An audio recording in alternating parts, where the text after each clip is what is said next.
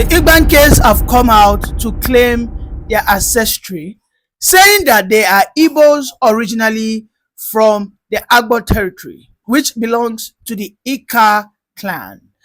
When we are going to check a look at the history today, just as I have on my screen, you can see the map that these territories that are currently known today as the Anyoma territory, closely related to the Igbos, have been traced that in the year 1883 to 1914 fought a war. This war was known as the Ekumeku War, a war that was led by the resistant forces of the old Igbo clan that fought the British Empire for 31 good years. This experience left a bitter taste on the mouth of the British colonial masters. And for this reason, they vowed that the Igbos, the culture of the Igbos, the empire of the Igbo will be desecrated, it will be decimated. And of course, today we can see that the Igbo history is almost non-existent.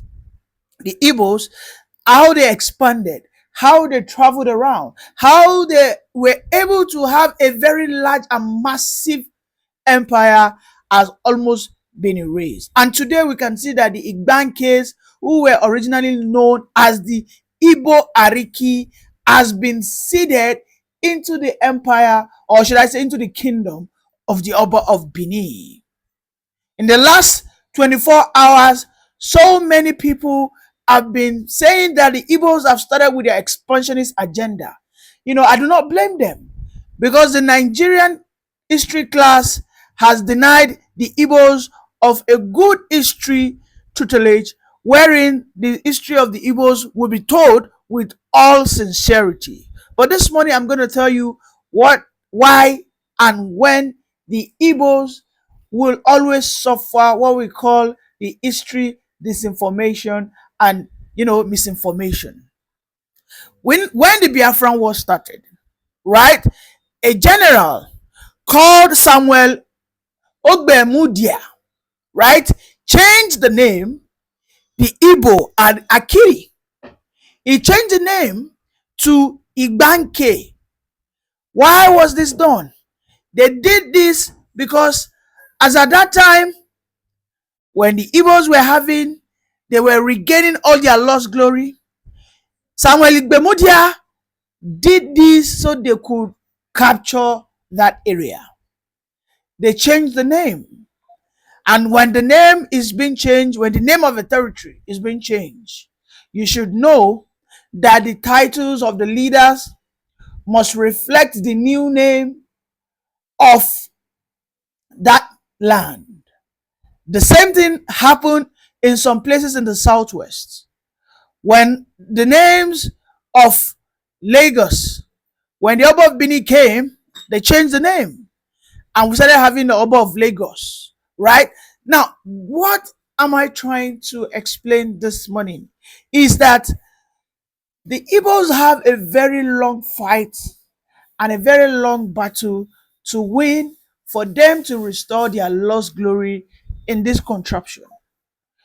I am going to show you so many videos of how the Igbanke people have come out to say that we reject the Onoje, that we will begin to call our king Obi, and we know where the Obi is, where they are related to. They are related to the Igbos.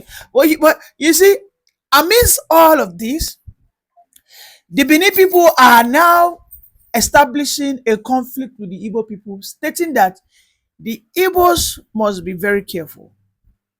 That the Igbos have been known to be an expansionist. That the Igbos who are claiming that Lagos is a no man's land are beginning to try that supposed rubbish with them in Edo State. That Edo belongs to Bini. But I am here today to dispel that misinformation, that Edo is a melting point.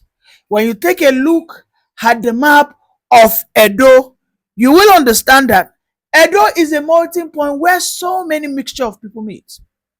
Take a look at the Edo North. In the Edo North, you'll find the Ishan, you find the Akoko Edo. The Akoko Edo are Yorubas. However, when you go to the Akoko Edo, their king are not called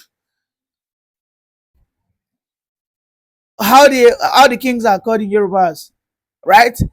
They are called Onoje. Onoje means a subjugate of the Oba of Bini, right? Yes, we can contest the Oba of Bini, his territory, his ancestry, that how he migrated from, he is a son of Orumila, which of course is from the Ile-Ife, right, in Osun State. But today we are talking about how the Oba of Bini is using the state power of the Edo State governor to subdue so many other ethnicity. Today we can see that the Edo State governor is trying to weigh into this matter that the Igbanke people have no right to say that they will no longer be seen as an Onoje, that they cannot come out and single-handedly say that they want to start calling their kings Obi of Igbanke, that they will remain a subjugate of the Oba of Benin. You see, this can be traced all the way down to the era that the Igbos in Nigeria will be decimated into a microcosm, that they will be decimated into a smaller unit so that they will not be able to wield power. Let us go into more dissemination of the Igbo kingdom. If you go into the area of River State, if you go into Ikwere, if you go into Ahoda, if you go into so many places, or even if you go to Okobo, right? These people, their tradition, their language, the names they bear. Look at Amechi, Rotimi Amechi, Chukwu something, Chukwu Emeka. We know the people that bear anything called Chukwu Emeka are what? Are largely the Igbos. Nobody. It's just like when you hear someone bearing Oluwa Tosin. When you go to Bini or the current day Edo State, you hear people bearing Olumide Akpata. Olumide, who is calling himself a Bini man. What is the meaning of Olumide? When you go to Bini today, you hear people bearing what? I mean, so many names. You hear people bearing Yetunde. You hear people bearing all sort of Yoruba names. But the Oba of Bini, using the state power, and of course, because they are in cahoot, they are in bed with the colonial British Empire, have made it a thing that for them to retain their own relevance, all these other ethnicity that are not even minority, by the way, will be given a name that will represent them as a sub under the Oba of Bini. The kings, the bales in those territories are given Onoje and so many other names that have been created by the Oba of Bini. And these are the issues. In Nigeria, a country that was formulated in confusion, where the real identity of people is being concealed. A Nigeria where people's real identity is not allowed to be pronounced. Don't forget, I talked about the Ekumeku movement that fought the British within a period of 1883 to 1914. This was when the amalgamation was done. So you could see that the Igbos, as at the time the British Empire have already infiltrated the North, because the Igbos defeated the North as at they defeated the Uthman Fodio Caliphate. Okay, let me call it the Sokoto Caliphate as at 1904. They defeated that. They fought the Sokoto Caliphate for a period of just maybe 5 years. All right. They also fought the Ijebus for a period of maybe 2 years. But as at this time that the British colonies have desecrated and they have defeated the southwest, they have defeated the north, they were still battling with the Ekumeku wars. These were the forces that occupied the Anioma territory into the Agbo, into the current day Igodomigodo, the current day Igbanke, right? These are the people the British Empire have vowed that they will ensure will never understand, and their identity will never be recognized when it comes to the politics of the day. And this is why you see that the Igbos will continue to suffer.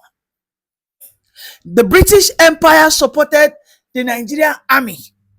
That, oh, these guys, because the Igbos are known as the monsters who are trying to rear their ugly heirs. What is their offense? Because the Igbos have always been known as a civilized region. When the colonial masters archaeologists got to Arochukwu, when they dug the ground, they found so many relics that were closely related to the Jews. They saw that the Igbos, the old Igbo kingdom, practiced what we call Judaism. This shows the level of civilizations they had. This shows that these people were not, after all, barbarians, as they were largely called. The colonial masters could not believe the level of sophistications of weapons the Ekumeku warriors engaged them in that war for a period of 31 years. As you can see, the daggers, the arrows, right? In fact, there were some level of explosions the Ekumeku warriors even fought the British Empire for. In that war, the British Empire brought a massive ton of their arsenal to fight them in that war. Let us listen to the voice of the son of Anioma, who will explain why today everything that talks about the glorious days of the Igbo clan, of how they peacefully expanded into other territories, has been said that they will renounce and, of course, mute them. Let us listen to the voice of this Anioma man. Because of Anioma people, for the entire Igbo reason, now we Anioma people key British, waiting they don't say the key white people for Africa, now Anioma people, Igbo people, now kill British. And because of that, that is the major reason why the British hate the Igbo race with passion. And that is the major reason why the British gave the Nigerian government weapons to destroy the Igbos during the Biafra War. So our Anioma people now, who now won't blame? Who now won't blame? The Igbos that were taken into slavery, 70% of Igbos that were taken into slavery, all those Igbos that we see in Jamaica, Barbados, everywhere outside Africa, many of them, they trace their ancestry to Anioma because now Anioma, they pack so many people, sell into slavery. And over that place, they revolted. That's why in Jamaica, the Igbos there were fighting the British to gain their freedom.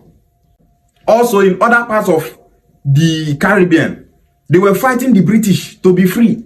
The British never forget all those things because they will tell you that these Igbos, they're not, they agree. Who they be? Igbos from Anioma. We do British waiting not good. That's why in Nigeria, the only tribe that the British and the white people is afraid of is only the Igbo race. Now only the Igbos, now British and other white people they fear. Igbos get mind. Because we hate slavery, we hate intimidation. We are strong people, we are powerful people. When we mean something, we mean it. So as strong people, we have to be strong and unify with our brothers in the southeast because we are one people. That's why we are expected to support Anioma state creation and being zoned to the southeast because that is where we belong before Nigeria was created. That is where we belong before we were made south-south. That is where we belong before we are called Midwest. So let's stop pointing accusing fingers on each other. Southeast people, this, Southeast people, that. The reason why the British hate the entire Igbo race today is because of the Igbos from Anioma region. Omaka India Anioma. Igbo bofu. After all, we Igbos, we did not invade each other to kidnap each other, use each other for slavery, sacrifice and all that. No. So our issue can be... Let's talk about the Igbo resistance that lasted 31 years. Ndewonu, and welcome to today's episode of Mpako. Today we are going to be talking about the Ekumeku movement. None.